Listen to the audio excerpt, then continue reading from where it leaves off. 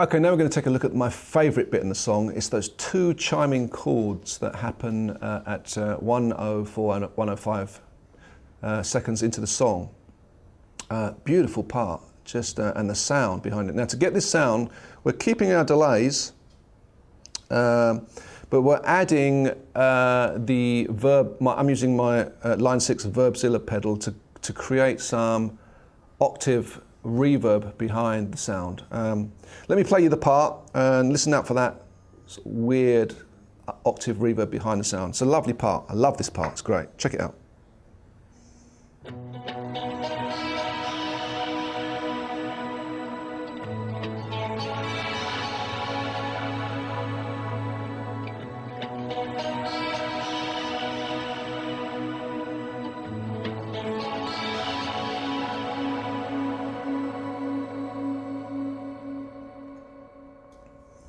Okay, let me take away the delays just so you can hear that reverb I've got going on. The Verbzilla has this preset, but I'm sure one of the many rack effects behind the Edge is creating this sound for him.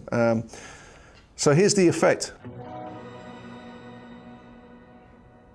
Can you hear that reverb kicking away? It's not just a reverb, it's a pitch shifted reverb, so it's hitting an octave up, and that creates a lovely shimmer and shine behind the signal.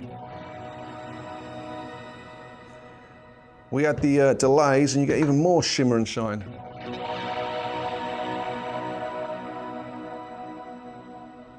So let me take it all off and show you the chord we're playing. It's a lovely sort of B major chord. We're ringing the top two strings, so the B and the E string are open, and you're picking, you're holding the bottom part of if you imagine a B major bar chord on the 7th fret. You want to lift off so that you're only holding the bottom 4 strings. So with my first finger, I'm taking care of the 7th fret. My third finger and little finger are taking care of the 9th fret on the A and the D. So that's a 5th chord, and there's the 3rd.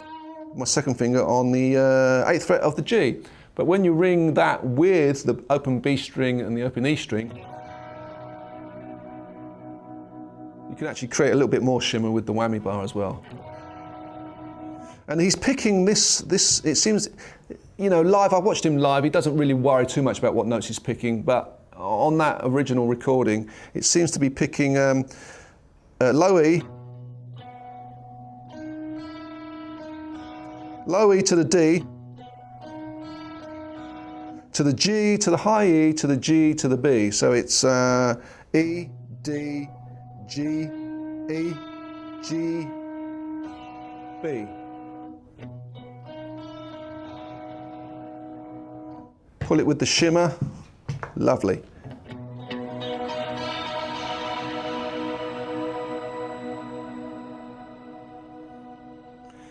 And then we keep that shape and just slide it down 2 frets to an A position, keep the open and top strings ringing, and this time we go all the way down and all the way up in terms of picking. So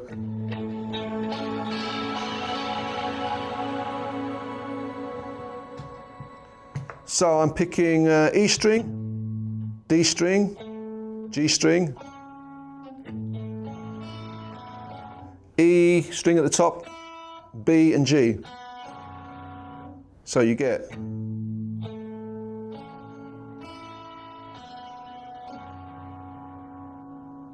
so very slowly from both chords without all the effect.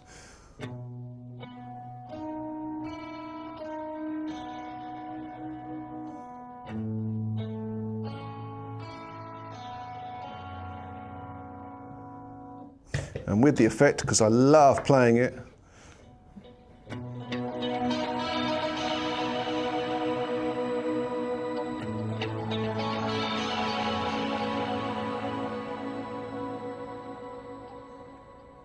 How cool is that? Okay, there's one big chunk of song that we've got to look at. This comes in after what we call the guitar solo. It's the part after the solo. It's using the same sound, also with that shimmer reverb that we did with those chimey chords. A great part. Again, Edge is the master of finding that great part.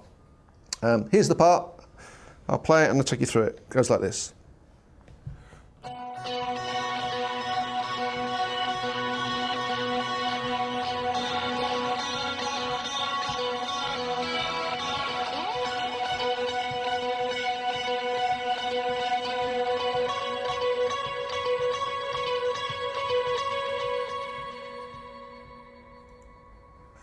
Okay, taking all the effect off, we're left with two notes doing this.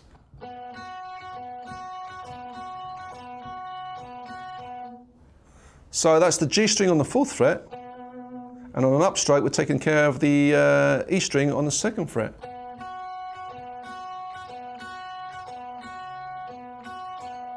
Keep that 4th fret G note, and you go into the 2nd fret of the B string.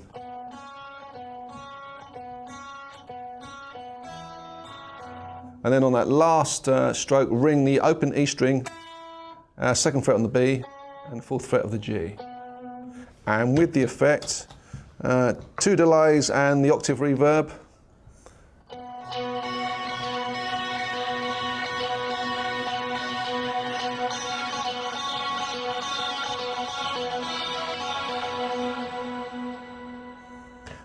Then we have to shoot up to the octave. Do the same thing, octave up. So we're up to the 16th fret and the 14th fret. 16th fret of the G, 14th fret of the E string.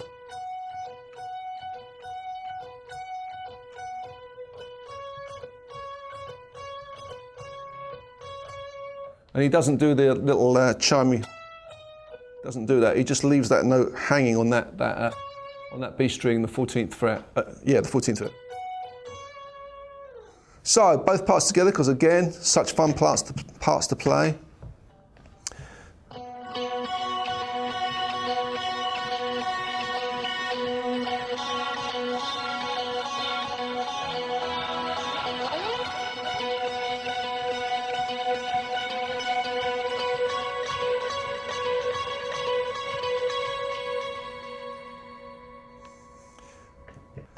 It does help with that part, just to give, especially on the octave up, just to give a little vib, if you can, a little vib with your fingers.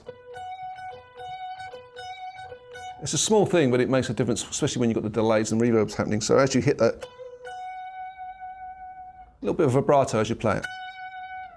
Now those, you can tell there's more than just 1 or 2 guitars on this track, because towards the end, you hear that motif going on over our initial riff. So, and you hear them going in 2 octaves. They're playing down here and up at the same time. So it creates a huge motif and sound behind our main riff, which also has a scratching sound all the way, virtually all the way through the song, doing this.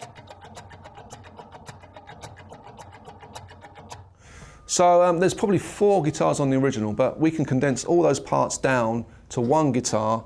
And if you treat it as that's another part after on the outro that you're going to use if you're going to play this with your band, or another part to play after the guitar solo.